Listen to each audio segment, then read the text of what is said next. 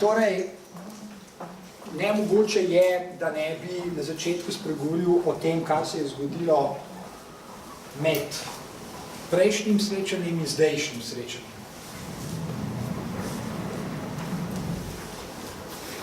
Čisto naključje je, da je to, kar se je zgodilo, zelo pomembno povezano s tem, o čemer smo govorili zadnjič. Želeli smo o iskanju smisla v 21. stoletju.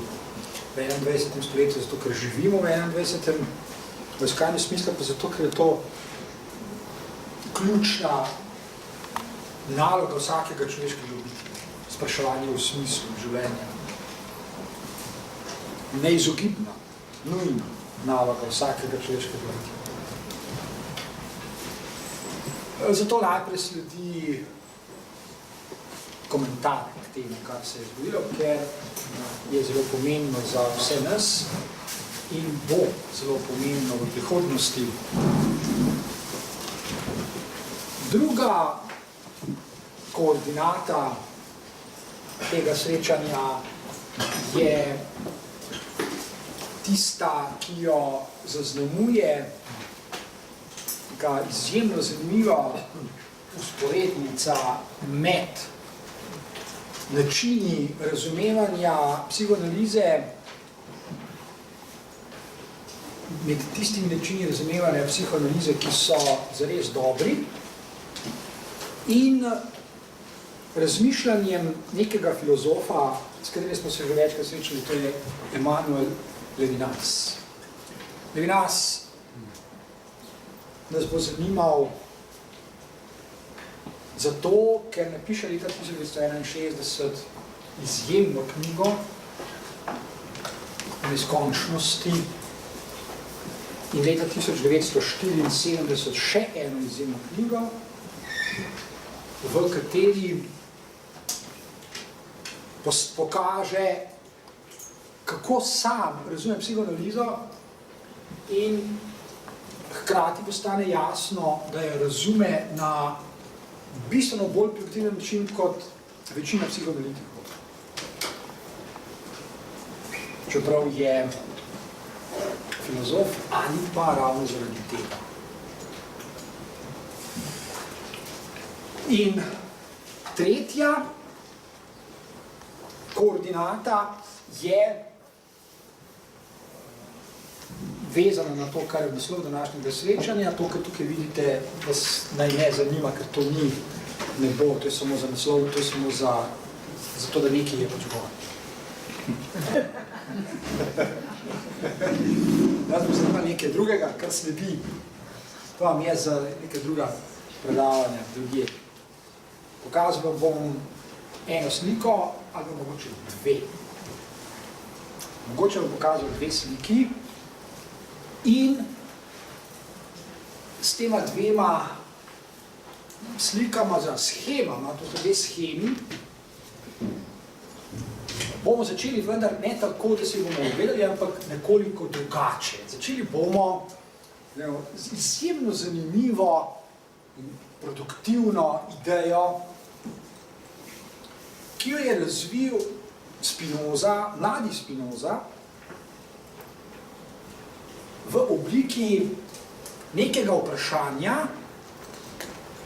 in odgovora na to vprašanje, zaradi katerega je bil kasneje izključen iz občestva in preklet na veke vekov. Ne samo zaradi tega vprašanja, ne samo zaradi tega odgovora, pač pa tudi zaradi tega, je pa to ena od idej, s katerimi se srečal že kot mladenič, kar je tudi izvrstno in priča o tem, kako izjemen filozof je bil Spinoza. Spinoza najprej dela nekaj, kar je danes, nekateri se celo hvalijo s tem, skoraj nemogoče ali pa je silno redko. In gotovo ni nepomembno, da je jud. obstaja dolga zgodovina nekega načina študiranja, branja knjig in učenja, ki mu je Spinoza zavezan. Ta način, ki ga neguje ne samo on, ga negujejo filozofi in misleci in drugi ljudje zelo dolgo časa. Zelo dolgo časa pomeni vsaj 2000 let. Več kot 2000 let. Obstaja več kot 20 leta tradicija nekega načina učenja, ki je res izvrstna. In zagotovo je vprašanje, zakaj je danes takega načina učenja vse manj. Kajti dejstvo je, da je to res.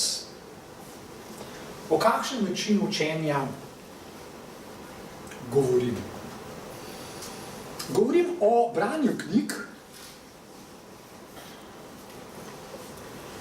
ki je zavezano 3 dolžnostim. In Spinoza je v tem duhu vzgojen. Obstajajo 3 dolžnosti, ki jih mora učenec spoštovati, mora se jih najprej učiti in se jih potem seveda držati. Pomembno je, da gre za dolžnosti. Ne gre za pravice in ne gre za muhavosti kakšnega učitelja, na primer. Gre za dolžnosti, ki jih učenci, ko jih enkrat usvojijo, sprejemajo kot svete. Gre za svete dolžnosti. Branje knjig ima najprej ali pa postavlja pred učenca, pred mladega človeka, tole dolžnost. Njegova dolžnost je, da pristopa k knjigam, ki so seveda izbrane. Knjige so izbrane. Knjige, ki jih bo prebral, ki jih bo moral prebrati, so izbrane. To je naloga učitelja. Učitelj je tisti, ki izbere knjige, kajti učenec še ni v položaju, da bi lahko sam presojal, katere knjige je zares vredno prebrati, katere pa ne. Zato tudi je učenec. On se tega še ne naučil. Učitelj pa to že ve, oziroma mora vedeti. In ko se sooča učenec z izbranim čtivom, je njegova prva dolžnost in ta je zelo pričakovana, zelo logična, kajti učitelj je že moral narediti zahtevno domačo nalogo. Moral je skrbno izbrati knjige, ki jih bo učenec bral. Zato je torej prva učenčeva dolžnost spoštljiv odnos do teh knjig, s katerimi se bo srečal, oziroma ki jih bo moral prebrati. Spoštljiv odnos. Potem bi seveda lahko povedali zelo veliko, ampak ne bomo, ker nas bodo zanimali druge zadeve. Vsekakor pa je beseda spoštljiv, spoštljivo izjemno pomembna. Je izjemno bogata, veliko nam lahko pove in kasneje se bomo k tej besedi še vračali iz nekega drugega zornega kota, si jo bomo ogledali, tako rekoč. Torej spoštljiv odnos do knjig. Drugič, dolžnost, s katero se sooča učenec, je, da je treba te knjige, do katerih ima spoštljiv odnos, skrbno brati. Skrbno pomeni zelo natančno.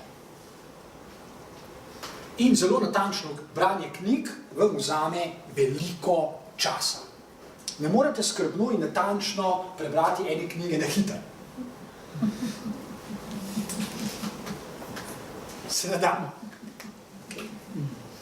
Torej, skrbno in natančno pomeni tudi počasi. In to terja čas, veliko časa. Jasno je že, da se zdi danes tako branje skoraj nemogoče. kaj ti ljudje spontano ugotavljajo, da nikoli nimajo časa. Ali pa, da ga nimajo dovolj. Kar je lahko resen problem. Kar je lahko resen problem, če nimate dovolj časa, kako potem kakšno knjigo skrbno in počasi s spoštovanjem prebrati. Zdi se, da ni način, da to naredite. In za razumevanje, na primer, metakognicije je to že izjemno pomembno.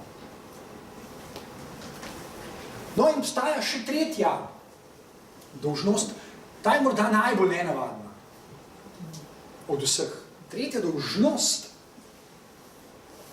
pred katero se znaje učenec, je, da to knjigo, do katere ima spoštljiv odnos in jo bere skrbno in počasi in natančno, obenem bere z kritičnim očesom, kot se reče. Kritično. Pri tem ima seveda zelo pomembno vlogo učitelj, kajti učenec, zlasti na začetku,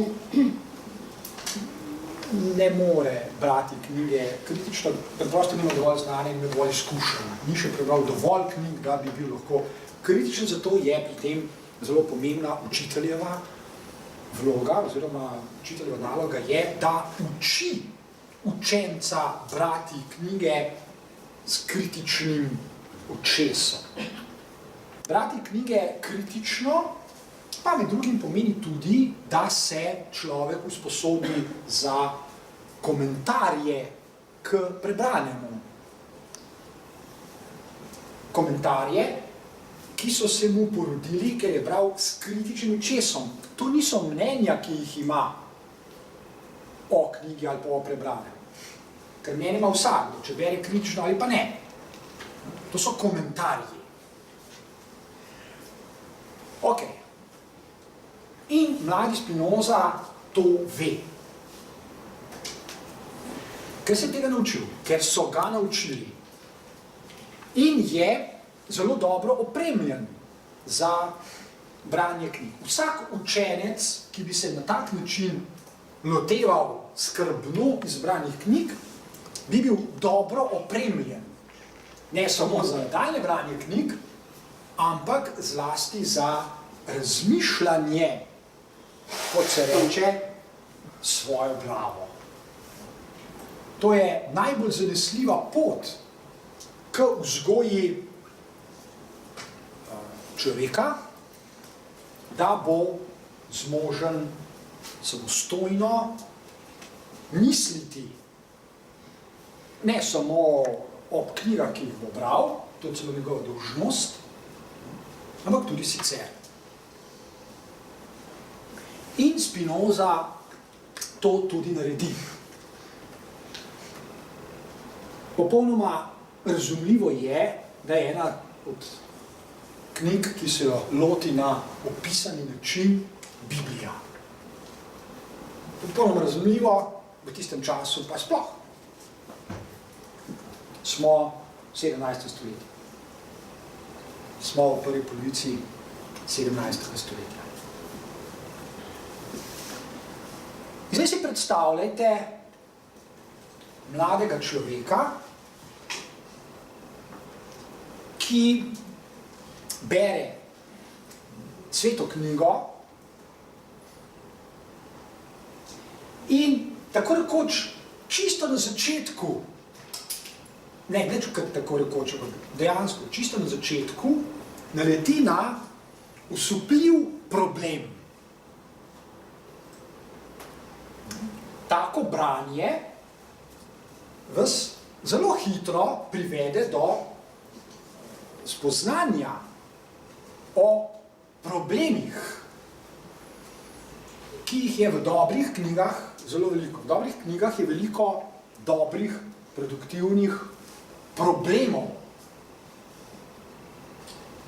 Ljudje sicer pogosto mislijo, da so v dobrih knjigah odgovori na vprašanje, na primer, ampak to ni čisto res, to je zgolj del resnice. V dobrih knjigah so dobri problemi,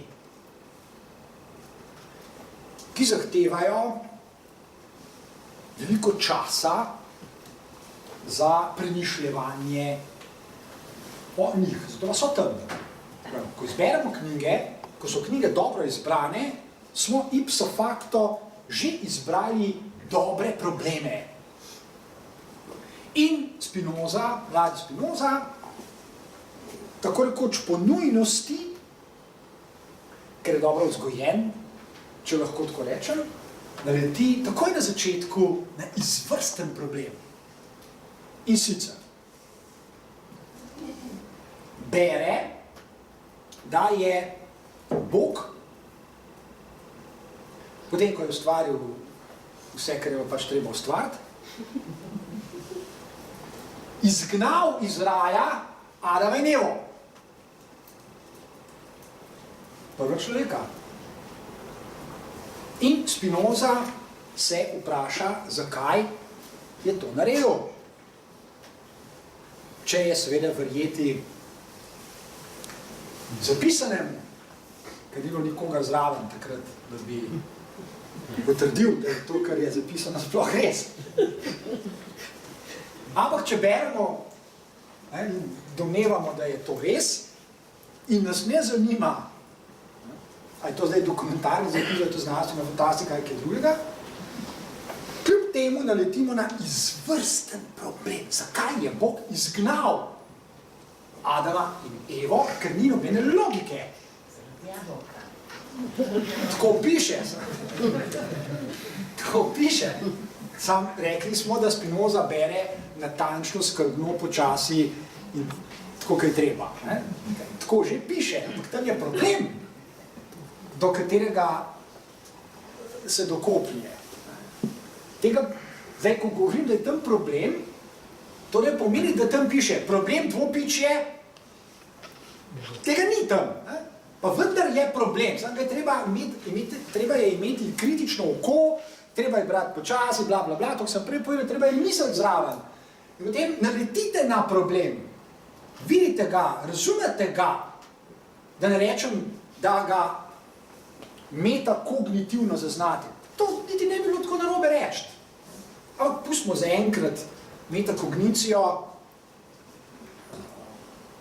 uporabljamo kakšne druge ideje, kaj ti Spinoza prav gotovo ni bil kognitivni znanstvenik.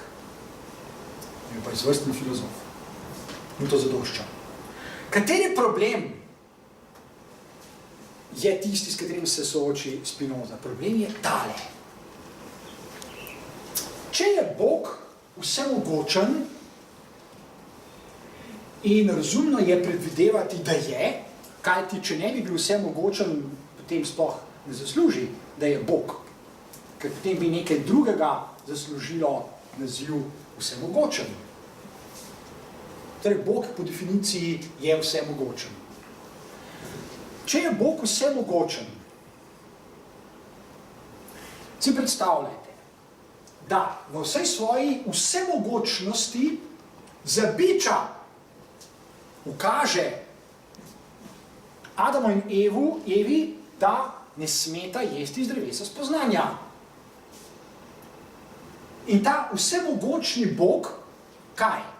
Verjame, da ga bo to obogala, ali kako? Preskočimo mačkan in ugotovimo, da ga očitno ne. Očitno ga ne obogata, ker pač jesta.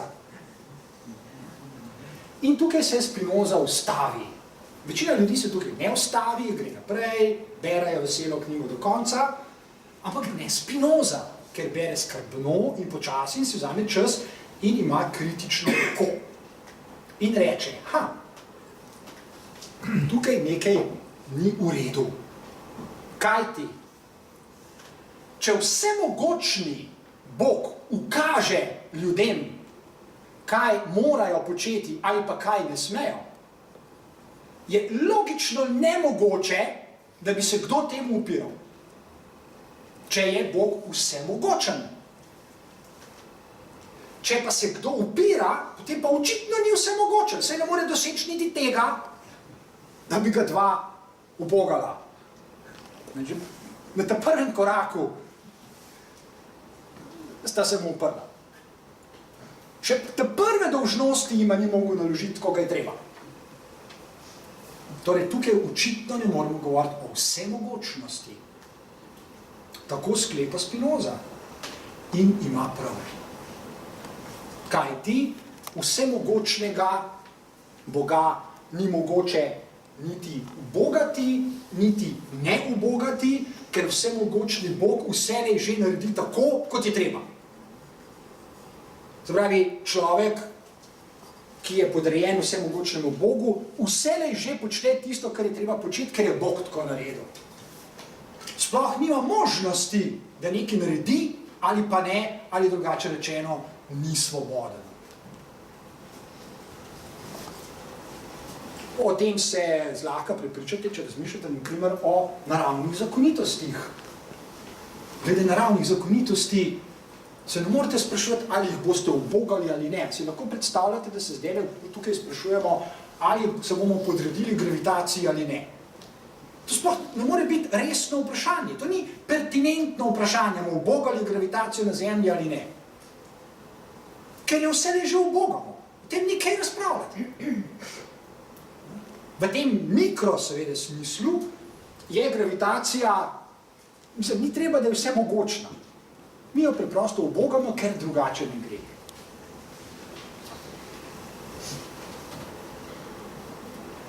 Kako je potem z razmerji med Bogom, njegovo vsemogočnostjo, dolžnostmi, ki jih domnevno nalaga ljudem, in samimi ljudmi, oziroma njihovo očitno zmožnostjo za svobodo, saj na prvih straneh Svete knjige piše, da Adam in Eva nista ubogala Boga in jo je zato kaznoval in izgnal iz raja. In s tem samo dokazal svojo nemoč. Ni dokazal tem vsemogočnosti, nemoč je dokazal, ker je moral kaznovati, neubogljiva, nista me ubogala. Tako se veliko krat obnašajo starši in s tem samo svojo nemoč dokazujejo nad otrokom. Torej, to je produktiven problem. Problem je vprašanje, kako misliti na en bolj kompleksen način razmerje med človekom in Bogom. Ne na tako preprost način, kot Bog nekaj ukaže, mi ga pa Bogom ali pa ne. To je zelo preprosto in skoraj bi rekel infantilno. Kako torej to misliti na kompleksnejše načine? In Spinoza s tem svojim spraševanjem, že s tem, tako rekoč, začetnim spraševanjem, nastavi koordinate za nadaljnja razmišljanja, ki se jih kasneje loti tudi med drugimi. Še en filozof, o katerem smo ravno tako želeli govoriti, to je Immanuel Kant. Immanuel Kant pride do osupljivega spoznanja. Do tako osupljivega spoznanja, kot je osupljivo to zgodnje Spinozovo razmišljanje o problemu, ki smo ga orisali. Kantovo osupljivo spoznanje je,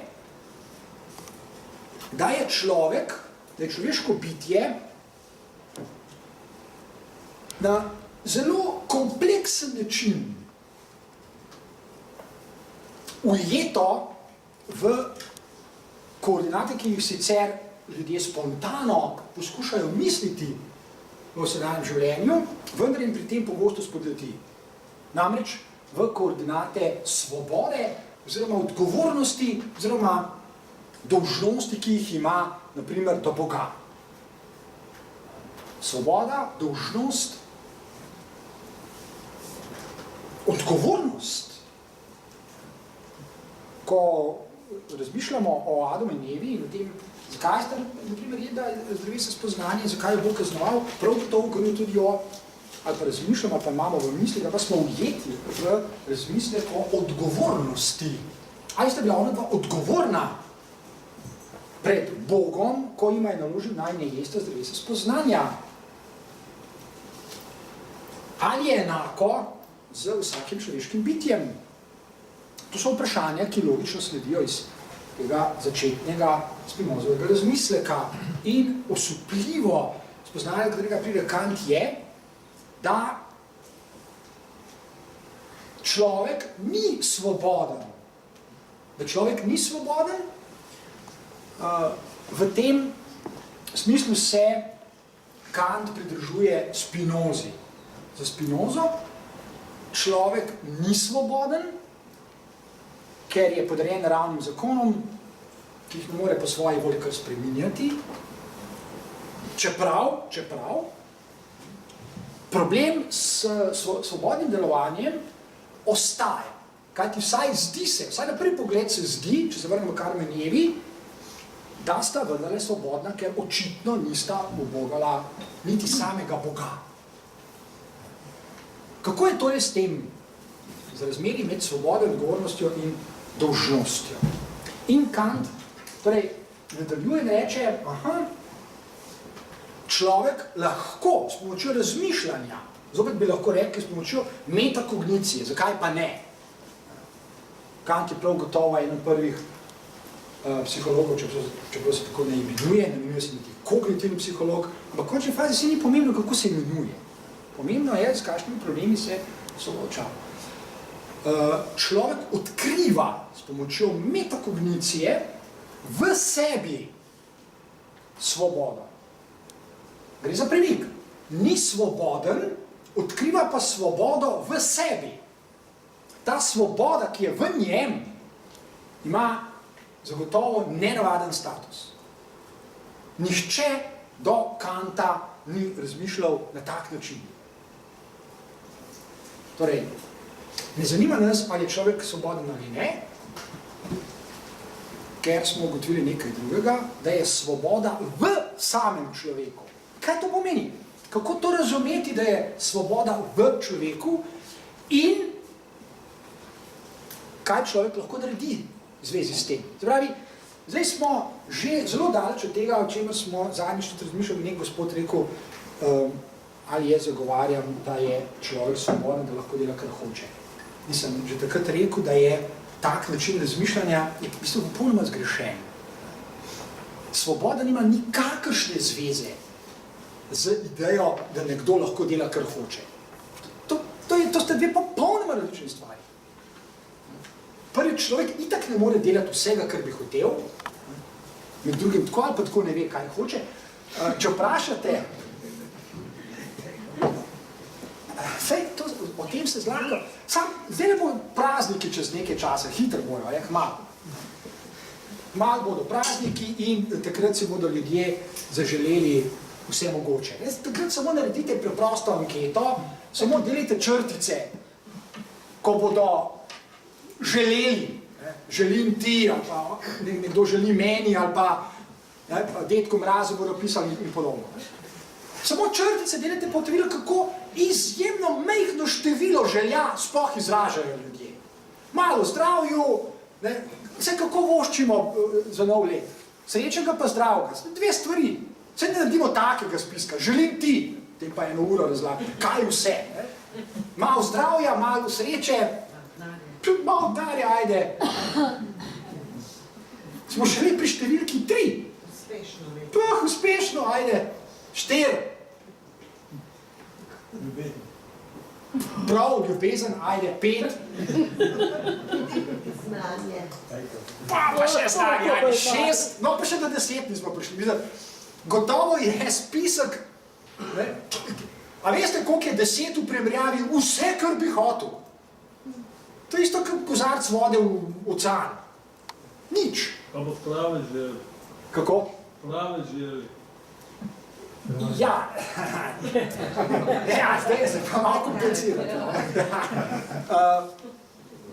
Če bi vprašali Freuda, je itak želja ena sama. Vse drugo so zgolj derivati, so zgolj različice istega. Ampak dobro, o tem bomo še govorili in bomo danes še. V glavnem, zelo hitro se prepričamo, da je teh želja strašno malo in da ne gre za to, da smo svobodni, da bi rekli, ampak za nekaj drugega gre, za nekaj bolj kompleksnejšega. In Kant to ve.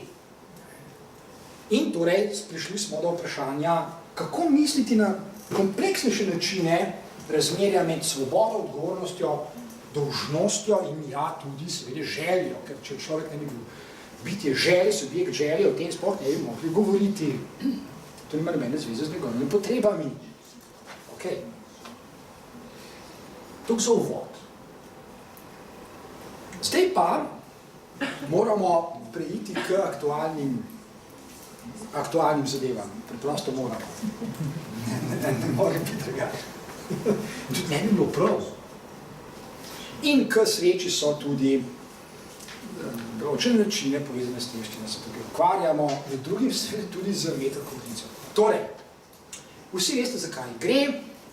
Pred časom se zgodi nekaj, kar marsikoga osupne, marsikoga spravi v obup, v jezo, v razočaranje in v podobna duševna stanja. In to je, da gospod Donald Trump postane ameriški predsednik.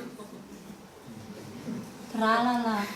In, ja, zadeva je res, veste, je vredna razmisleka. Zato se bom jaz temu tudi posvetil. Seveda bomo preskočili vsakdanje jamranje, stokanje, pritoževanje in žbljati. Itak ni produktivno. Tisto sploh ne zanima. Če se zadeve lotimo resno in ne bomo vzeli preveč časa, samo na kratko, pa vendarle, se bomo lotili resno in pogledali s kritičnim očesom, kot se reče, kaj to dejstvo pomeni. To dejstvo pomeni vsaj 2 ali 3 zadeve, ki se jih bomo zdaj dotaknili. Prvič. Gospod Donald Trump ni postal predsednik Združenih držav Amerike zato, ker bi včeraj padel z Lune ali pa zato, ker bi se ljudem zmešalo. Nič od tega se ni zgodilo. Gospod Donald Trump niti ni najmlajši človek, ki je že dolgo časa na tem svetu, sicer ni politik, ampak tisti, ki kaj veste o njem, veste, da igra zelo pomembno vlogo že zelo dolgo časa. Torej, on ni od včeraj. Zelo pomembno vlogo. V končni fazi tudi ni milijarder, tudi ne postanete kar čez noč. Se mora zgoditi veliko stvari, da postanete milijarder. Torej, zadeva se ni začela včeraj, ampak ima dolgo zgodovino. In ta je vredna natančnega razmisleka, ker zadeva tudi vse nas. Na tem mestu sem že nekajkrat spregovoril o tako imenovani neoliberalistični subjektivnosti. O subjektivnosti ljudi, ki se prilega neoliberalnemu življenju, oziroma o subjektivnosti, o načinih razmišljanja in življenja ljudi, ki jih potrebuje neoliberalni kapitalizem zato, da deluje tako, kot deluje. O tem smo govorili. Če ljudje ne bi bili taki, kakršni smo, potem neoliberalni kapitalizem sploh nastati ne bi mogel. Se potrebuje ljudi, da ga tako ali drugače podpirajo. Ne mora biti drugače, to je sistem družbenega življenja. Toliko in toliko milijonov ljudi mora živeti na določen način, da sploh lahko govorimo o neoliberalizmu. Vzemite ljudi ven in nimate več neoliberalizma, nimate več kapitalizma. Zdaj, ljudje so bistveni. Zdaj, je bistveno, kako živijo, kako razmišljajo, kako se obnašajo in tako dalje. In za neoliberalistično ali neoliberalno subjektivnost je med drugim značilno tudi natanko to, kar zastopa bodoči predsednik Združenih držav Amerike. Prvič, če si natančno pogledate, to lahko naredite, pejte na YouTube, ker so to že naredili drugi. Vi si samo oglejte, kar so naredili. Če si torej natančno ogledate njegov besednjak, ki je pomemben. Ljudje smo simbolna bitja, za nas je pomembno, kako govorimo. Najbolj se s tem strinjamo, da je pomembno, kako govorimo. Okay? Torej, poglejmo si, kakšen je njegov besednjak, kako govori bodoči predsednik ZDA. Z lahkoto ugotovimo, da tvori silno preproste stavke, ki se vedno znova ponavljajo, ki so polni klišejev polni vzklikov, polni enozložnic, redke so dvozložnice, kar je pravzaprav zelo težko narediti, ne? Ker dvozložnica je zelo kratka beseda, pa vendar, ne? Več zložnic Donald Trump praktično ne uporablja. Če boste zelo natančno spremljali, nekateri so to naredili. Glejte, kakšne njegove govore, ko beseda majčkeno daljša, ali se mu zatakne, ali jo preprosto pol požre, ali pa preskoči nekam drugam. Poglejte si, ne rabite meni verjeti, jaz sem si to pogledal. Čim je beseda malo bolj dolga, ima že težave. Začne bolj počas govoriti, da pustimo to, ne gremo. Špage zmanjka.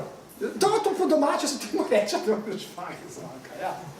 Torej, njegov besednjak je silno preprost in v jeziku, recimo sodobne kognitivne znanosti, z lahkoto ugotovimo, da je na ravni otroka starega tam okrog 10 let. Ampak to ni žaljivka, to je empirično dejstvo, to je znanstveno dejstvo. Njegov besednjak je na ravni otroka tam iz 4. 5. razreda osnovne šole. Okay? Ampak prej smo tudi rekli, da ni v večeri in da kako pa tak človek zasluži tukaj, mislim, to nekako ne gre skupaj. Ravno gre skupaj. Okolje. Ravno gre skupaj, bomo videli. Pejmo do konca, pa boste videli, kako to ravno gre skupaj. Torej, to je besednjak. Druga zadeva, ki jo takoj lahko opazite, je, in ste jo gotovo že opazili, da se naslavlja na določene ljudi. Čeprav trdi, da bo ameriški predsednik, torej predsednik vseh Američanov, to preprosto ni res. On se naslavlja samo na določen del ljudi.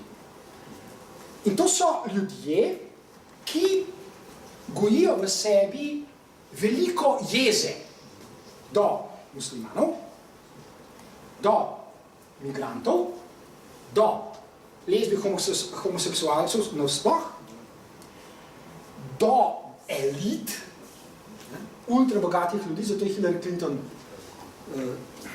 potegnila takratko, ultra bogatih ljudi, čeprav je tudi sam ultra bogat. To je zanimiv paradoks. To je zanimiv paradoks. Hillary Clinton in Donald Trump pripadata isti eliti, da se razumemo. Med njima ni nobenega resnega spora. To, kar smo zdaj gledali toliko časa, je zgolj farsa. To je teater. Gledali smo dva multimilionarja, dva izjemno bogata človeka, ki sta povezana s še bolj bogatimi ljudmi, ki zastopata elito. Med njima torej, če vas je kdo sprašoval, mene nekaj sprašuje, ti, za koga ti bolj navijaš, a ste resni? Kako sploh lahko postavite tako vprašanje? Oba sta ista pašta, samo da sta umetno morala ustvariti razlike skozi spektakel, ki se imenuje predvolilna kampanja, in sta. Donald Trump je našel, tako rekoč, tržno nišo, in ta izraz ni popolnoma izvit iz trte. Namreč, vedel je, pa tudi če ni vedel. Sploh ni pomembno, ali je vedel ali ni vedel. Dejstvo je, da je to naredil. Namreč, da, ne samo, da so ljudje jezni, mnogi ljudje so jezni, niso vsi. Še nekaj drugega je res. Da imajo do tukaj gor elit, da jih imajo preprosto dovolj. In da ne bi opazili, da je on pripadnik elit, se je moral zamaskirati. In sicer tako, da se je začel obnašati kot majhen otrok, ki izraža, ki artikulira iste stiske, iste probleme, iste težave, kot jih imajo sleherniki vsak dan. On jih niti približno, ali pojma nima. Kako živijo imigranti, kako živijo delavci, kako živijo revni ljudje, kako živijo nezaposleni, sanja se mu ne. On 3 ljudi takih sploh srečal v življenju, on živi v drugem vesolju. Ampak moral se je zamaskirati in se je.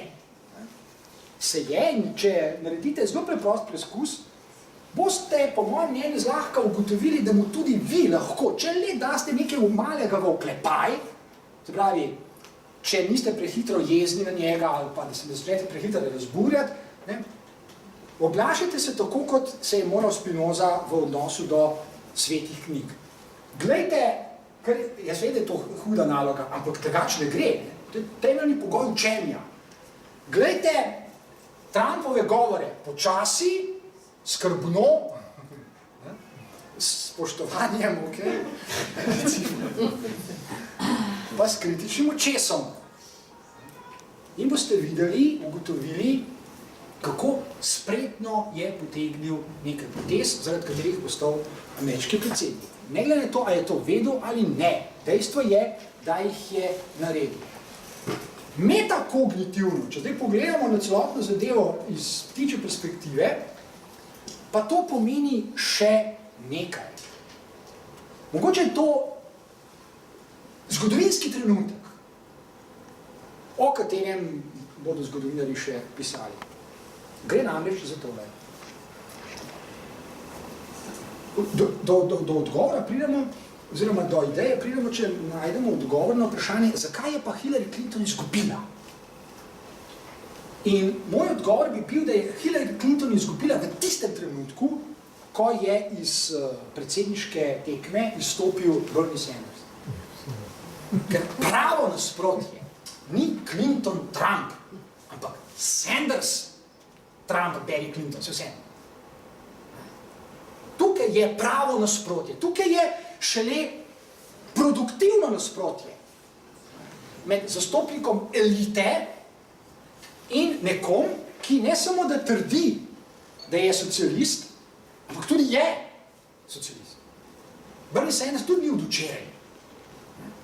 In je veliko stvari že naredil v svojem življenju, s katerimi nas lahko prepriča, da to, kar govori, tudi počne. Tukaj je pravo nasprotje. Če boste spremljali medije, boste videli, da o tem pravem nasprotju prav veliko ne bodo govorili. Vedno znova se bo vrtela bo tekala debata o spopadu Clinton-Trump in tako naprej in tako naprej. Zakaj ne? Zakaj ne bo veliko analiz tega pravega nasprotja? To je zame produktivno, izvrstno, metakognitivno vprašanje. Zato, ker bi, če bi začeli resno razmišljati o tem pravem nasprotju, prej ali slej trčili na realne probleme tega sveta. Ne na izmišljene, ne na znanstveno-fantastične, ne na medijsko posredovane, ampak ta prave, realne probleme tega sveta, ki jih nikoli ne pokrije, naprimer, žargon elit. Žargon, ki ga uporablja Hillary Clinton, je zgolj različica žargona, ki ga poslušate dnevno. In če ste pozorni, potem morate ugotoviti, da tukaj nekaj narobe. Namreč, kakšen je pa njen besednjak? Neoliberalistični besednjak je pravzaprav poln žargona o pravni državi, o ljudeh, ki lahko dosežejo vse, kar hočejo, o svoboščinah, o svobodnih trgih, o tem, da vsakdo lahko napreduje in postane bogat, če le ima voljo in željo in motiv in če se potrudi in če dela in tako dalje in tako dalje. Tega žargona je že desetletja med ljudmi, kolikor hočete, pa so zadeve iz dneva dan slabše. Razlike med ljudmi, ki ne morejo doseči v življenju ničesar, in ekstremno bogatimi ljudmi so večje as we speak. Medtem, ko se mi tukaj pogovarjamo, se razlike povečujejo. Ne samo iz dneva v dan, nenehno se povečujejo. Se pravi, očitno nekaj deluje v nasprotno smer, kot jo zatrjujejo nosilci tega novoreka oziroma žargona, ki ga je uporabljala Hillary Clinton. In seveda je Donald Trump uspel s svojim žargonom, svojim infantilnim govorjenjem, svojim nesramnim govorjenjem, svojim bizarnim govorjenjem, obskurnim govorjenjem vzpostaviti pomembno razliko. Predstavljajte si, da bi še Donald Trump uporabljal isti neoliberalni žargon. Pa tega ne bi nihče gledal. Pa predvolilna kampanja čisti dolgcajt. Eden ali pa druga, ne, brez veze, ja, mi smo zato, Saj ste videli, da ste se v glavnem obkladala, zmerjala sta drug drugega. Saj nista 3 stavkov povedala, kaj sta pa dejansko naredila. če bi bila predstavljena. Zgradili bomo 30 metrov visok zid na meji z Mehiko, pa kvaše. Ali pa izselili bomo 3 milijone muslimanov, ja kam, na Mars. Mislim, to so neumnosti, ne? Ampak ni bilo pomembno, a so neumnosti ali ne. Pomembna je razlika, čist kognitivna razlika med enim žargonom in drugim žargonom. In ljudje so bili veseli, da vsaj nekdo govori malo drugače, kot tisti, ki tak ves čas meljajo eno in isto in imajo poln kufr njihovega govorjenja. Ok, toliko o tej razliki, ki sem jo hotel ponazoriti. Zdaj pa gremo naprej.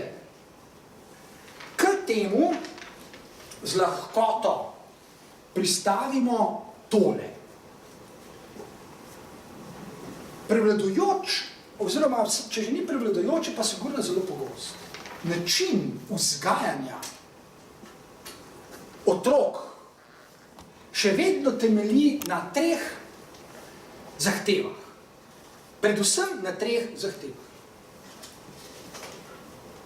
To je tudi osupljivo spoznanje. Leto 2016, 200 let po francoski revoluciji, po obdobju razsvetljenstva in tako naprej, potem, ko Spinoza napiše etiko, potem, ko Kant napiše vse svoje kritike, potem, ko Hegel napiše filologijo duha in tako dalje, ko Freud napiše vse svoje knjige, leta 2016 vzgoja otrok še vedno pogosto temelji na 3 preprostih zahtevah. Pomembno je poudariti, da so silno preproste. Silno preproste so, kar pomeni, da jih je seveda zlahka razumeti. Otrok jih zlahka razume, v resnici so pa na nek način so cinični. Čeprav to ne pomeni, oziroma jaz ne trdim, da so se starši cinični, ker niso dovolj premislili teh 3 zahtev, ki jih bom zdaj povedal, pravzaprav niti ne vejo čisto natančno, kaj zahtevajo od svojih otrok. 3, torej, lahko bi rekel tradicionalne. 3 tradicionalne zahteve, ki jih starši postavljajo pred otroke, ki jih vzgajajo, so. Prva zahteva, ki je tako rekoč prevladujoča, o tem pa res večina ljudi razmišlja in govori in se poskuša nekako dokopati do dobrega pogleda, kaj za Boga to sploh je. V žargonu se ta prva zahteva imenuje moč jaza. Moč jaza ali ega. Moč jaza, ki jo lahko spremlja tudi kakšna malo bolj sofisticirana sintagma, kot je močna osebnost. Starši so pogosto prepričani, da bi njihov otrok nekako moral imeti neko moč v sebi. To imenujejo moč jaza. Tudi če starši tega tako ne imenuje, pa to recimo imenuje psihologi, se starši pogosto obnašajo skladno s to zahtevo. Otrok čuti, razume še ne, čuti, da se od njega pričakuje, da bo močan. Naprimer, ena od takih drobnih koordinat te moči jaza je, naprimer, da se fantki že zgodaj naučijo, tako kot je naslov tistega filma, da ne jokajo. To, da fantki ne jokajo, je že izraz tega, te moči jaza. Deklice imajo manj moči, lahko jokajo, dečki morajo biti bolj močni, pa ne jokajo. In tudi odrasli moški praviloma zato ne jokajo, ženske pa kar. In potem seveda se še vname lahko kakšna bolj ali manj produktivna razprava o naravi moških, pa naravi žensk, pa razlikah med moškimi in ženskami in podobne stvari. Torej, moč jaza. Prva zahteva. Druga zahteva, bodi neodvisen, bodi samostojen. Bodi neodvisen, noben ti ne bo pomagal, če si ne boš sam, zanesti se moraš nase, ljudje so čudni tam zunaj, vprašanje, če ti bo kdaj kdo pomaga in tako naprej. Biti moraš, kar je pravzaprav nek način podaljšek te prve, močan jaz, močna osebnost, je tudi samostojna, je neodvisna, ne rabi nikogar, sama rešuje pač probleme, prenaša bremena, trpi itd. Skratka, bodi neodvisen. Če se le da, zdaj, svede, če nikakor ne gre in če se že vse poruši, in je človek na robu totalnega živčnega zloma, potem morda, ampak samo morda, gremo k psihiatru po kakšno tableto. Ampak samo morda. Ker Bog vari je pa priznati, da si nemočen. Jaz sem pa nemočen, v bistvu nisem več čisto neodvisen, jaz bi pa eno tableto, če se le da. Do psihiatrov še kar pridejo, ampak to je že v bistvu sramota. To je že sramota, to pomeni priznati poraz. Nisem dovolj notranje, močan, trden, samostojen, neodvisen, bla, bla, bla.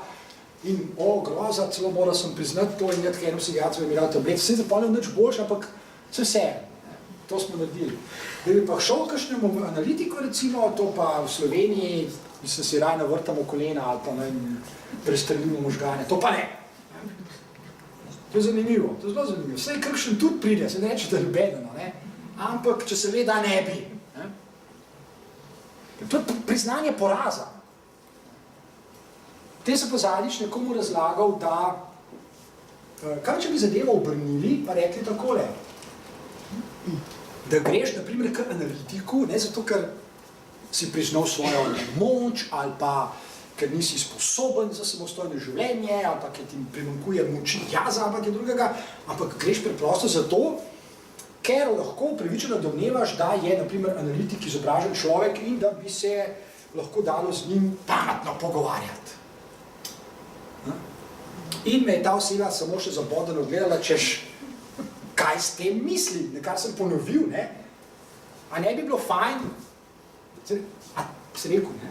A ti ne maraš pametnih pogovorov z pametnimi ljudmi? Kaj bi bilo sploh lahko narobe na tem? In rekel, da spet filozofiram, no pa sem se prišla. Kaj bi bilo lahko narobe? Zdaj, spet, reče, pomislite, pa veste, koliko neumnih pogovorov je vsak dan med ljudmi. Glih, kakor hočete. Ampak jaz še nisem videl, da bi se kdo pritoževal zaradi tega. Nad pametnimi se pa nenehno pritožujejo. In zmerjajo in ne, vi filozofi, vi ste malo odštekani, vi ste čisto odbiti in tako naprej. Mogoče že, ampak težave imate pa vi. Malo sem zdaj nasramen, ampak približno tako tudi je. Torej, druga zahteva, zdaj ste že ugotovili, da sta obe nemogoči. Obe sta nemogoči, Freud je že zdavnaj dokazal, da je jaz tako ali pa tako čista iluzija. Govoriti o moči iluziji ni prav zelo razumno, če mene vprašate. To, da je človek med množico ljudi neodvisen, in da bo sam vse rešil, je pa pravzaprav še več kot to, je pa neumno. Veliko bolj pametno je pričakovati, da bomo probleme reševali skupaj. Jaz se pa zelo rad obrnem na koga, za katerega upravičeno domnevam, da kaj zna, če jaz kaj ne zna. Zakaj? Prvič pa špara mi čas. Zdaj je, a si predstavljate, jaz si ne znam predstavljati, recimo, da pralni stroj tam nekaj pušča, voda teče. Kaj zdaj to pomeni, da si samostojen? Da je postane avtomehanik, mehanik za pralne stroje. To je čisto neumnost. Halo, gospod, pridite, popravite, koliko stane ton kladijo. Tecaj pa jaz Bernard Hegel, da ti popravljam pralne stroje. Skratka, če natančno premislite, vidite, da je ta zahteva mnogokrat čista neumnost. Sam moraš vse rešiti, sam bodi so neodvisni. In veliko ljudi zaradi tega trpi. Bomo tako videli tudi zakaj. In tretja zahteva, ta pa mogoče še bolj obrisana, to pa je, da v bistvu je pravzaprav absurdna. Najprej vam rečejo, imejte veliko notranje moči, pa bodite samostojni in neodvisni, pa nas pa ves čas strašijo, kaj bojo sosedje rekli. Logično, da gre skupaj. Če sem jaz neodvisen, mi dol visi za sosede. Drugače pa nisem neodvisen. Sem pač odvisen od njihovega mnenja, na primer. Ta je res obrisana. Ampak, če pomislite, koliko otroke strašijo, z imaginarnim drugim. Sej, ta imaginarni drugi lahko sosed, lahko pa tudi, ne vem, kdorkoli. Črni mož, ne vem, kdo še vse. Kdor hočete je ta imaginarni drugi, ki se ga je treba bati. Ker da je zelo pomembno, kaj on reče. Itak nikoli nič ne reče, itak ga pa ni, ker je imaginaren, ampak bojimo se ga pa vse. In smo stalno torej pozorni na to, le kaj bo ta imaginarni rekel. Zdaj, če zapakirate vse tri zahteve v nekaj, kar se imenuje vzgojni principi ali pa vzgojni pristopi ali pa načini vzgajanja ali pa kaj podobnega, potem ven dobite kaj? Je katastrofo, duševne razvaline. Ven dobite najmanj znevrotizirane otroke, ki nimajo pojma o življenju, ki ne vejo, kako se obnašati, ker preprosto so se naučili, ker inteligentni pa so, da tem zahtevam ni mogoče ustreči. Še zlasti pa jim ni mogoče ustreči, ker se, ko jim poskušajo otroci ustreči, razvijajo občutki krivde. Nenehno se razvijajo občutki krivde. Kajti, vse te tri zahteve so imaginarne. Nikoli nimate dovolj moči, nikoli niste dovolj samostojni in nikoli ne morete ustreči imaginarnemu drugemu, ki za nekaj misli. Zato imate vedno večji občutek krivde, vedno bolj nevrotični ste. V resnici to pomeni, da ste vedno manj samostojni, da ste vedno bolj odvisni od mnenj imaginarnih drugih in da je moč jaza, kot jo pač v žargonu imenujemo, v resnici vedno manjša. Kar je seveda logično. Večja odvisnost od drugih pomeni manjša odvisnost od samega sebe oziroma od tega, kar imenujemo moč jaza. In če pozorno pač spremljate te tri koordinate, razmišljate v njih, lahko tudi ugotovite, da se med seboj izključujejo. Kar sem že nakazal, izključujejo se. Mogoče se še zdi, da je moč jaza povezana z samostojnostjo in neodvisnostjo, ampak zagotovo pa eno in drugo oziroma oboje ni logično vezano na tretjo zahtevo, pazi, kaj si mislijo drugi.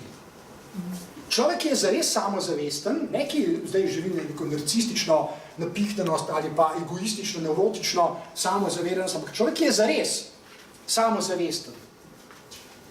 Ve, da ni vselej neodvisen in da tudi ni nobene potrebe, da bi bil vselej neodvisen. Da je zelo fajn sodelovati z drugimi ljudmi, se pogovarjati z njimi, jih prositi za mnenje in tako dalje. Zelo koristno, zelo pametno zadeva, zelo inteligentno zadeva je to.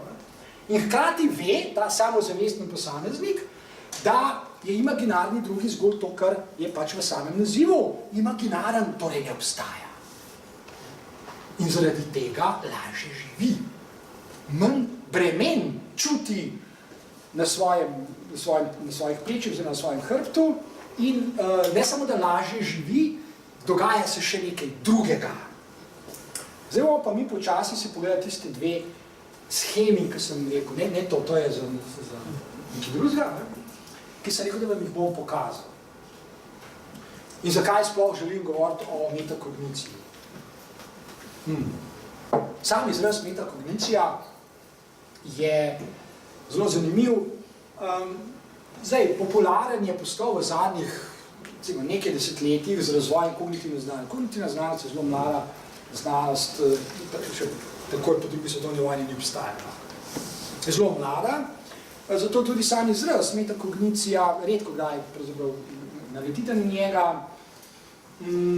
V 19. 18. stoletju in prej pa sploh ni obstajal. Sploh ni obstajal, čeprav to ne pomeni, da niso filozofi govorili o metakogniciji oziroma o nečem, kar je neposredno povezano s tem, s čim se mi tukaj ukvarjamo. Mi se ukvarjamo za predavanje za uvod v pozitivno psihologijo. In zdaj bomo povezali, skupaj bomo mislili dva koncepta, dva izraza. Ena je metakognicija, do katerega smo prišli, drugi je pa izraz, ki je vogelnih kamnov sodobne pozitivne psihologije, to je Einfühlung. To je izraz, nemški izraz, ki se pojavi tako, pride v rabo, če lahko tako rečem, na začetku 20. stoletja, pred Prvo svetovno vojno in prevajajo ga kot empatija.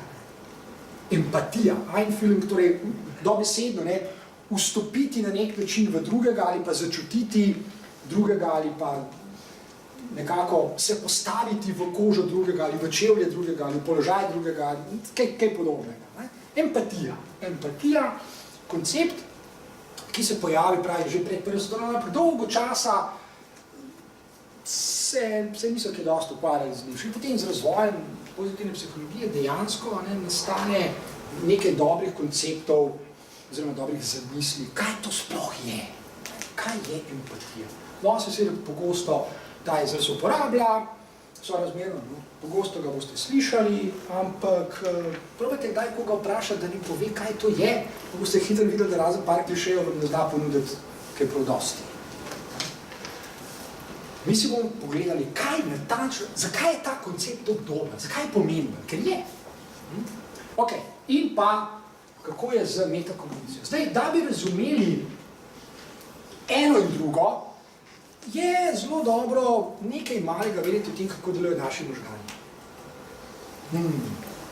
In če se potrudite in pogledate, kako delujejo naši možgani, če se s tem ukvarjate, pridete do nekaterih fantastičnih spoznanj. Sodobna nevroznanost je tako izjemno razvita, mi tako veliko vemo o delovanju možganov in ta spoznanja, do katerih smo prišli, so tako izvrstne, so tako izjemna, da je pravzaprav kar žalostno, da se ljudje tako malo soočajo, pa spoznavajo z sodobnimi spoznanji iz kognitivne znanosti, kamor sodi tudi nevroznanost. No, mi se bomo pogledali torej eno ali pa dve, rečemo dve, ker imamo dosti časa. Dve preprosti shemi, zelo preprosti, ampak sta pa izvrstni za seveda natančno, skrbno, dolgotrajno preučevanje in razmišljanje. To, kar vam zdaj povedal, je v resnici zahtevna domača naloga, s katero bi se vi morali ukvarjati že zelo dolgo časa. Vprašanje, če se boste. Jaz ne vem, če se boste, ampak morali bi se pa. Ker je taka vaša dolžnost. Natanko tako, kot je imel Spinoza. A veste, Spinoza nikoli polemiziral, a bo sprejel dolžnosti, ki so jih nalagali pred njega učitelji ali ne. Ker si tak ni kaj razpravljati. Samo sprejmi jih, prej, kaj sprejmeš, boš gozate. No, seveda so drugačni časi, bojo ljudje rekli, pa se pa komplicira, ampak vsak pač pol zase poskrbi. Torej, dajmo pogledati. To bomo preskočili, to bomo tudi preskočili, to bomo tudi preskočili, to pa ne bomo. Da čist preprosta, ta luštna, tako. Schema, pa fajn, ki je veliko platno, to se prav dobro se vidi. Tako kakimo. Torej, o čem, kaj vidimo tukaj, zakaj je to toliko zanimivo? Pustimo zdaj detajle, ker nas to zdaj ne zanima. Tisto, kar pa nas zanima, je tole. V možganih obstaja cel kup nevronskih mrež. Ogromno jih je. Tako listje in trava. In te nevronske mreže so podlaga za vsakršno možno obliko kognicije. Ko govorimo o kogniciji, govorimo o vednosti. Govorimo o tem, da so naši možgani zmožni za to, da se ljudje dokopljamo do znanja, do vednosti. Zdaj, ali pa če boste razmišljali o vednosti, se boste morali soočiti tudi z zelo, zelo zahtevnim vprašanjem, namreč, zakaj toliko vraževerja med ljudmi? To je dobro vprašanje. Zakaj toliko vraževerja? Zakaj tolikokrat ljudje trdijo, da kaj verjamejo, če pa od njih pričakujemo, da bodo kaj vedeli? Pravimo, to je dobro vprašanje. Odkot še vedno toliko vraževerja? S tem, da že kar nekaj časa držimo več v srednjem veku, naprimer. Torej, nevronske mreže, če bi se jih pogledali pobliže, bi bili so izjemno zmogljive in so zmožne za vsakršno obliko znanja, ki si jo sploh lahko ljudje predstavljamo. Imamo torej vsa orodja, da se dokopljamo do vednosti. Ampak, kot rečeno že danes čisto na začetku, zato potrebujemo učenje, branje knjig, ki je skrbno in tako naprej, zlasti pa potrebujemo veliko časa. Zdaj, te nevronske mreže delujejo same od sebe, pravzaprav nam ni treba kaj prav dosti vedeti o njih. Fajn je, če znamo še malo poskrbeti zanje, naprimer z branjem knjig. A veste, jaz pa vedno znova poslušati očitke, češ, da zakaj to knjig ne. To je ravno tako, da bi nekdo ribe sprašal, zakaj plavajo. A si predstavljate, da sprašujete ribe, zakaj plavajo, ali pa zakaj plavajo že kar nekaj časa, zakaj ne nehajo, na primer. Neumnost tega spraševanja je najbrž očitna, ampak ljudje to nenehno počnejo. Če berete knjige, če berete veliko knjig, je zelo verjetno, da se vam prej ali slej zgodilo kaj takega. Torej, zakaj to počnete? Čemu? Zato, ker je to najboljša hrana za nevronske mreže. To je preprosto najboljša.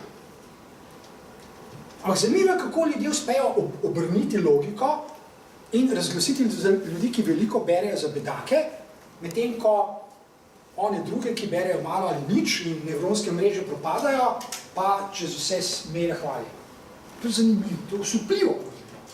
Kako je to možno? No, ampak, da bi ljudje zares kaj vedeli, je ta shema premalo. Ta shema nam zadošča zato, da pojasnimo tako rekoč osnovno elementarno delovanje možganov, ki zato potrebuje seveda senzorični input, potrebuje cel kup stvari, potrebuje telo, potrebuje okolje, hormone, bla, bla, bla, bla, bla, cel kup stvari potrebuje, ampak to že imamo, s tem smo že opremljeni, s tem smo se rodili in kakšnega posebnega problema ni, vse to že deluje. Pa vendar je to dosti premalo. Zato si moramo pogledati tole shemo, to bomo preskočili, ker smo rekli samo dve, tole. Že prvi pogled vidite, da je ta shema bistveno drugačna od ore prve. Zlasti je drugačna zato, ker je med senzoričnim inputom, okoljem, v katerem možgani lahko preživijo, oziroma lahko preživijo, in nevronskimi mrežami cel kup enih umestnih struktur, vsaj tako je videti na tej shemi. To z lahkoto vidite, če pogledate prvo sliko in potem tole, tretjo. Vidite, da je tale del nov. Kaj to pomeni? Med drugim zelo preprosto pomeni, da in Spinoza je bil fenomenalen. Veste, on je to... On je res izvrsten. Ko bere Sveto pismo, ko bere Sveto knjigo, pravi, fajn. Ampak mene zanima, kako lahko ljudje pridemo do tistih vprašanj, pa do takega vprašanja, ki sem ga prej na začetku omenil. Nikjer ni vprašanje zapisano, pa vendar ga lahko mislimo. In Spinoza ve, da ljudje vemo, da lahko nekaj znamo in da se lahko poučimo, kako vemo in kako znamo. Mi lahko mislimo samo znanje, ki ga proizvajamo, in lahko mislimo, kako mislimo znanje, ki ga proizvajamo. In to je metakognicija. Metakognicija preprosto pomeni vpogled v znanje, kako smo prišli do njega, kje, kdaj, na kakšen način, kako nastaja znanje. Zato se imenuje metakognicija. Metakognicija zato pomeni najprej tole. Glede tega se prepričate kadarkoli. Vprašajte nekoga, ko zatrdi, kaj, zlasti tisto imam najraje z področja vrževenja, zatrdi kaj iz področja, ne vem, astrologije, ki podobno. Samo vprašajte ga, odkot njemu ali njej to znanje. Odkot? Trdiš X, v redu. Kako si prišel do te trditve? A veste, da večina ljudi sploh ne ve, kako so prišli? Ne ve, preprosto ne ve. Zdi se, njim se zdi, in potem tudi skušajo to ponuditi v odgovor, kot da to znanje, ki vam ga ponujajo, že od nekdaj imajo. Ali pa kot da je nastalo samo od sebe. Ali pa pogosto se sklicujejo na kakšno avtoriteto. Nekdo je rekel, nekje sem prebral, nekje sem slišal ali kaj podobnega. Prepričajte se sami, kako pogosto ljudje uporabljajo metakognicijo. Zapravi, da vam znajo odgovoriti na vprašanje, iz česa sledi trditev X, ki si jo ravno kar izustil. Iz česa? Pod kakšnimi pogoji je ta trditev sploh smiselna. Naprimer, vprašate bodočega ameriškega predsednika, ki trdi, da bo ustvaril 1 milijon delovnih mest. Ker je to res trdil. In ga vprašajte, prav, kako? Kako ustvarjate 1 milijon delovnih mest? In boste videli, da ne bo enega stavka koherentnega povedal. Zakaj ne? Zato, ker ne ve. Oziroma zato, ker se to ne da. Ker če bi bilo tako preprosto, se drugi niso neumni. Se bi to že zdavno naredili. Ne morate kar potegati 1 milijona delovnih mest iz klobuka. Se enako seveda lahko vprašate slovenske politike, se nič drugače. Ko govorijo o tem in onem in gospodarski rasti, sam povejte mi, kako bo do tega prišlo. Odkot? Po kateri logiki ste prišli do take trditve, naprimer, ali pa take obljube. Jaz se ne hecam in sploh ne želim biti žaljiv, ampak metakognicija terja vse to, kar vidite tukaj. Pustimo zdaj detajle, kaj to sploh je. Metakognicija najmanj kar terja je recimo rekurzivnost. Razmišljanje o lastnem razmišljanju. Spraševanje, kako sem jaz sploh prišel do neke trditve. To je začetek metakognicije. Kako jaz sploh vem, kateri so recimo pogoji resničnosti neke izjave. A je neka izjava iluzija, a je nesmisel, ali je znanstvena fantastika, ali je pa, kot bi rekel recimo Spinoza, resničnostna. In seveda, Spinoza ve, da če bi človeško bitje morale zanimati ideje, in vsi vemo, da bi nas morali, ker smo simbolna bitja, potem bi nas morali zanimati zlasti in predvsem resničnostne izjave. Tiste, ki so resnične, ne pa fiktivne, iluzorne, izmišljene, neumne ali pa potegnjene iz zraka. Ker je to v našem najboljšem interesu. Metakognicija je v najboljšem interesu človeškega bitja. To je v bistvu izjava, pod katero se podpiše Spinoza. Ni ravno tako rekel, ker ni prava enakega žargona, ne govori o metakogniciji, govori pa o resničnostnih izjavah. Vse izjave, vse ideje, pravi Spinoza, so v Bogu, ker je neskončen, in človeški oziroma ki ga uporabljamo ljudje, je pravzaprav svojevrstna poenotenost. Je poenoten s samim Bogom. In Spinoza ima izvrstno idejo. Boga, če bi ga lahko personificirali, pa ga ne smemo. Ravno Spinoza je tisti, ki pove, zakaj ga ne smemo Bogu pripisovati človeških lastnosti. Ampak če bi že za hip to lahko naredili, Boga zanimajo izključno in samo resničnostne izjave. Izjave, ki so resnične. Vse druge ga kratko malo ne zanimajo. Ali če prevedem mutatis mutandis, vera v Boga je nujno vera v resničnostne ideje. Oziroma v vednost. To je zame eden najbolj osupljivih obratov v načinih razmišljanja ko govorimo, pa ko se sprašujemo, kot sem že prej dvakrat omenil, o razmerjih med svobodo, odgovornostjo in dolžnostjo človeškega bitja, ki je vselej znotraj neskončnega Boga. Prvi odgovor na ta razmerja, ko poskušam misliti na ta razmerja, je človeka mora zanimati vednost, ki je sestavljena iz resničnostnih idej, ne iz namišljenih, zblojenih ali neumnih.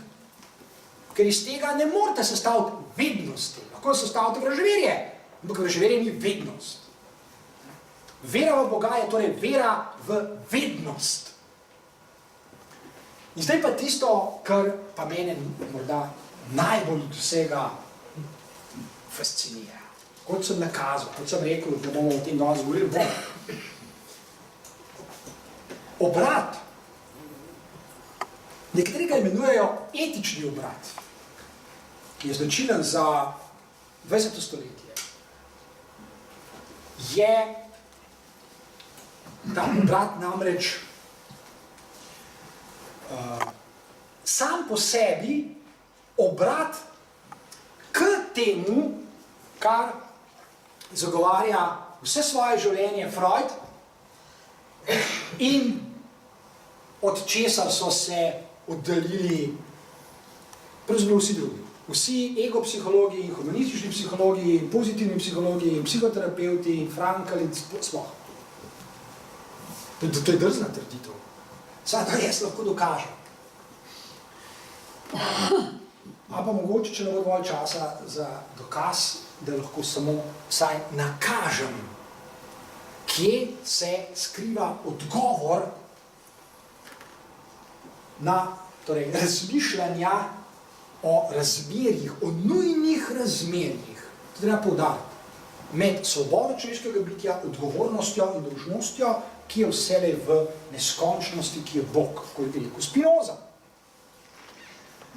Vprašajmo se zelo preprosto, kaj se dogaja v analizi, v analitičnem procesu, kot ga razume Sigmund Freud. V analizo praviloma, pustimo zdaj detajle, ki niso sploh pomembni, ampak praviloma vstopi pacient, ker ima take ali drugačne probleme, težave, ker, na primer, trpi, ker je nevrotičen, ali kaj drugega. To ga privede v analizo. V analizi se takoj prvo uro zgodi nekaj, česar še ni doživel v svojem življenju. To je zelo preprosta izkušnja, ki pa ima daljnosežne posledice. V analizi, to je očitno, to je samo po sebi očitno, zlahka vidimo. Pacient govori. Pacient praviloma zelo veliko govori in to je prav. A si predstavljate molčečega pacienta. Zakaj se pa prišli v analizo? Branil se bom z molkom. Pacient v analizi govori, zato je tam. Okay. Analitik ga posluša. Samo natančno, pazljivo, skrbno in vzemite si veliko časa, razmislite o tem preprostem dejstvu. Koliko ljudi vas je v življenju pazljivo, dolgo časa, zelo natančno poslušalo. Jaz ne trdim, da ni nikogar. Tega nisem rekel.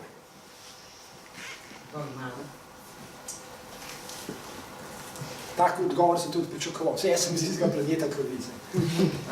Bolj malo. V analizi je vedno tako. Analitik vedno posluša, skrbno, dolgo časa, pazljivo, natančno, potrpežljivo in z vsem spoštovanjem do pacienta.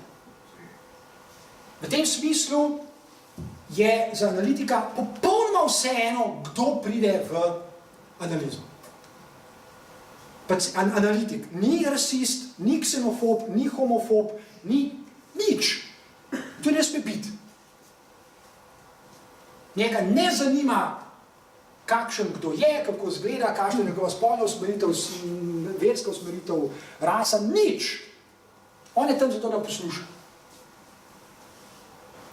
In pacient takoj prvo uro doživi nekaj, česar najverjetneje ni doživel še nikoli. Da ga najverjetneje niti lastna mati ni nikoli tako skrbno, tako dolgo časa, tako potrpežljivo, s takim spoštovanjem poslušala, kot ga posluša analitik. In ga bo poslušal še naslednjo uro in naslednjo, čez 1 leto, in čez 2, in čez 3, in čez 5, pač kolikor bo treba. Kolikor bo treba. Analitik nikoli ne gleda na uro, razen polki konc, seveda, to mora gledati. Zdaj se mi pa mudi, ker se mu ne. Analitiku se nikamor ne mudi. Gotovo ste že opazili celo vrsto sporednic s tem, s čimer so danes začel, ko sem govoril o Spinozi, o nekem principu, o nekih principih učenja, ki terja čas, spoštovanje, pozornost in seveda kritično oko, jasno. Da se ne spremeni, na primer, pogovor v pogovarjanje ob šanku. Ker analiza ni pogovor ob šanku. Ker je nekaj drugega. Kaj pa je?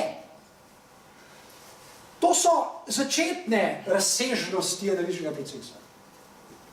Pogovarjali se bomo dolgo, pazljivo, natančno in spoštljivo. Predstavljajte si, da se v vsakdanjem življenju, ne vsak dan pa ves čas, ampak vsaj tako, vsake kvatre, kaj takega zgodi. Okay. Naprej. V analizo vstopi pacient, ki je, seveda, z vsem dolžnim spoštovanjem, ampak vendar, on je nevrotičen. Ker je bil v mnogih razsežnostih svoje eksistence narobe vzgojen, spomnite se v njih 3 zahtev, ki so prevladujoče, je v resnici poln egoizma, tudi če ne ve, kaj to je. Je narcisoiden, seveda zato na začetku ves čas govori o sebi. Pacient ves čas govori o sebi, zlasti pa se veliko pritožuje čez vse druge. Čez mamo in očeta in sestre in brata in strice in sosede in ne vem koga. In se pritožuje nekako v smislu, kot se tudi sicer ljudje pogosto v vsakdanjem življenju pritožuje, kdo vse je kriv za mojo nesrečo. Kdo vse mi ni naredil tega, pa mi ni naredil unga, pa mi tega preveč, pa unga premalo, pa ne česa še vse. Ok? In tako mora biti. Metakognicija na tej ravni, na tem začetnem delu analize, pomeni, to že lahko rečemo, da bo, to je dobra schema, to je res dobra schema, da bo pacient čez nekaj časa, ker analitik pa tudi ni vse res samo tiho, včasih tudi kaj blekne, ker mora. Čez nekaj časa se bo zgodilo pravzaprav to, ker je tukaj schematično narisano. Zgodil se bo en obrat, naprimer, en premik, pa bomo pa končali, ker moramo, ker je to kura. En premik se bo zgodil, ki bi ga lahko imenovali začetek etičnosti. Izraz je Levinasov, imamo Levinas, pravi, ne etika, ampak etičnost. Kaj se bo zgodilo? Zdaj, odgovor na to vprašanje je sorazmerno preprost, če pomislite na nekaj drugega, če nekaj na eno sporednico. Namreč, če bi človek vse življenje živel tako kot ta pacient, se pravi, bil bi bolj ali manj nevrotičen, pritoževal bi se čez vse mogoče, jamral bi in stokal bi in iskal, ne vem, krivce za lastno nesrečo, moram še nekaj dodati, pacient ne išče samo krivde zunaj, pri drugih ljudeh, obremenjene tudi z občutki krivde, to sem že prej nakazal. Tisti način vzgoje v bistvu generira, to je malo nenavadno, občutki krivde, zato tudi zelo krivi samega sebe. Pacienti so praviloma tudi polni samoobtoževanja. Kaj vse jaz nisem, pa nisem sposoben, pa ne znam, pa sem naumen, pa butast, pa tega, pa unga, pa tretjega nisem naredil, pa bi moral, pa zakaj nisem, pa z mano je vse narobe, pa kdaj jaz to bom, pa z meni konec to bo, pa skratka in potem začne ponavljati. stavke, ki jih je slišal od svojih staršev, recimo ali pa sosedov, ali pa od učitelja, ali pa vzgojiteljica, ali pa ne vem od koga. Ne? S tebi nikoli nič ne bo, ti si nesposoben, ali pa pacient tudi sprejme igro in v bistvu potem primerja samega sebe z drugimi. Ne? In drugi so v njegovih očeh vedno bolj uspešni. Boljši so, hitrejši so, bolj so pametni, lepši so, ne? In tako dalje, in tako dalje. No, ampak prvi korak, etični obrat, ta etični obrat tako izjemno pomeni, da zdaj, če bom o tem govoril, Levinas, Emanuel Levinas je pravzaprav napisal obsežne komentarje k enemu specifičnemu načinu razumevanja psihoanalize, čeprav pravzaprav za psihoanalizo ni kaj dosti malo. Levinas ni kaj dosti se hotel ukvarjati s psihoanalizom, s Freudom. Pa vendar, izvrstne komentarje. Podobno kot Jacques Derrida, tudi filozof, izvrstne razprave o Freudu, boljše kot številni psihoanalitiki in Freudovci, Lakanovci, ne vem, kaj še teh, to so tako kot klani, so klani, Freudovci, pa Uni, pa Jungovci, pa ne vem, pa še so klani, so klani, to so imaginariji, nima kakšne posebne spoznavne vrednosti. Prvi, torej začetni, etični obrat k etičnosti je, da če uporabim kar Levinasov izraz, je obrat k drugemu. Žargonski izraz, sicer bom lahko komentiram. Kaj je obrat k drugemu? Obrat k drugemu se začne z neko nenavadno zavestjo, neko izjemno izkušnjo, ki jo je Levinas opisoval na dolgo in široko. Zlasti, recimo v prvi knjigi leta 61, ki sem že omenil, totalnost, pa totaliteta, bomo rekli, in neskončnost. Pacient se v določenem trenutku zave nekega preprostega empiričnega dejstva. Zave se ga z neko silo, zelo močno se ga zaveda, namreč se da v analizi dva. To je trivialno, to je truizem. Dva sta, on in analitik. In pravi, v določenem trenutku pacient ni več tako zelo poln samega sebe, da se začne počasi zavedati, da je tam še eden, drugo človeško bitje, ki se na primer imenuje analitik. Gre za eno svojevrstno srečanje, ki ga Levinas imenuje srečanje iz oči v oči, oziroma face to face. Gre za soočenje, srečanje, koncept, to je filozofski koncept, analitični koncept, če hočete, z drugim človeškim bitjem. In pacient dobi izkušnjo, da je odnos do tega drugega človeškega bitja drugačen od vseh odnosov, ki jih je imel do takrat. On ne ve, v čem je drugačen. Čeprav si lahko začetne misli, zdaj moram pa nekaj, si lahko predstavljate, to drugo človeško bitje ga potrpežljivo, spoštljivo, dostojanstveno prenaša in posluša iz ure v uro, v uro, v uro, v uro, v uro. Nobeden ga še ni poslušal na tak način po toliko časa. Nihče. In v pacientu se nekaj izganja. Mora se, nekaj se zgodi, dobi izkušnjo, empirično izkušnjo, ki je odgovor na začetno vprašanje ne, pazite, s tem končam danes. Ne, vprašanje, ki je pogosto na ustih ljudi, ki skušajo ustvariti vtis, kako so modri in kako so raziskovali sami sebe ali pa raziskujejo sami sebe. Namreč, to je vprašanje, kdo sem jaz? Glej, kdo sem jaz? Kaj je moj resnični jaz? In tega ima tako, kar hočete. To je zelo modno. Analitična izkušnja je drugačna. Začne se z vprašanjem, kdo je drugi? Kdo je ta, ki sedi nasproti mene iz ure v ure, v uro in me posluša, in me posluša, in me posluša. Kdo je on? To je bilo. Hvala lepa.